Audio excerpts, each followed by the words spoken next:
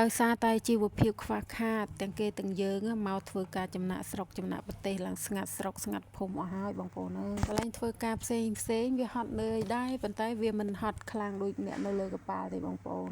អាហ្នឹងតាមដែលខ្ញុំធ្លាប់ធ្វើកន្លងមកកន្លែងនៅ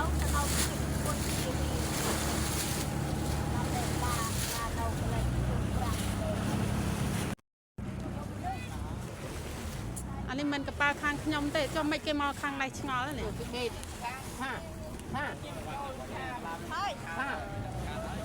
អូយកប៉ាល់នេះធំមកពីចង្អៃមើលទៅដូចទូនេះបងប្អូននេះអានេះគេហៅបងអានេះហៅអីភ្លេចអីនេះអាដៃនេះយុទ្ធការបងប្អូនរូបរាងយុទ្ធការចឹងណាក្រុមខាងខ្ញុំកំពុងតែធ្វើដំណើរឡើងលើកប៉ាល់ហើយនៅកប៉ាល់នេះមកឆ្លៀតមកចូលមកយកបងប្អូនខ្មែរយើងឯណាមិនមែនកប៉ាល់ដែលខ្ញុំត្រូវឡើងទេហើយកប៉ាល់នេះក៏មិនណយដែរណាមិនតូចប្រមាណទេណារៀងធំគួរសមដែរហ្នឹងណាក្រុមធីវសិតតែខ្មែរយើងទាំងអស់បងប្អូនអើយខ្មែរយើងធ្វើការនៅនេះវាចង់ចូលលក្ខណៈមើលអ្នកដែរបងប្អូនខ្មែរយើងធ្វើការនៅលើកប៉ាល់ហត់វេទនាប៉ុន្តែចេះតែទ្រាំទៅអើយមើលតាអត់អេ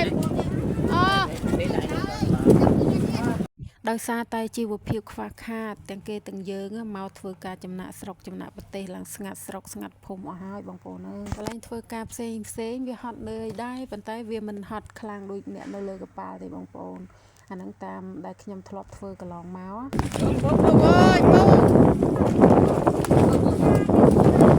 អ្នកដែលធ្វើការនៅលើកប៉ាល់តើអ្នកស៊ូខ្លាំងណាស់បាននៅបានបើអ្នក